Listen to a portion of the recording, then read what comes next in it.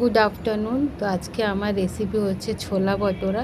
তো এইখানে আমি ছোলার মধ্যে যা যা মোটামুটি মশলা লাগে আমি সবই দিয়েছি। আদা জিরে বাটা, তারপর আদা রসুন বাটা সব দিয়ে করেছি। লাস্টে আমি ছোলা মশলাও দিয়েছি। ছোলা মশলাটা আমি বাড়িতে বানাইনি, কিনে এনেছিলাম। তো এইটা দিয়ে আমি এটা বানিয়েছি। আর এইখানে লাস্টে এদিকে আমি একটু লিকার চা দিয়েছি, তো বেশ কালো কালো দেখতে বেশ ভালো লাগে।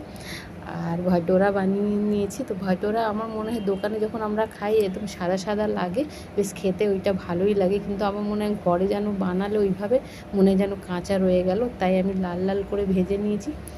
তো রেসিপিটা কেমন হলো কমেন্টে জানিও। টাটা।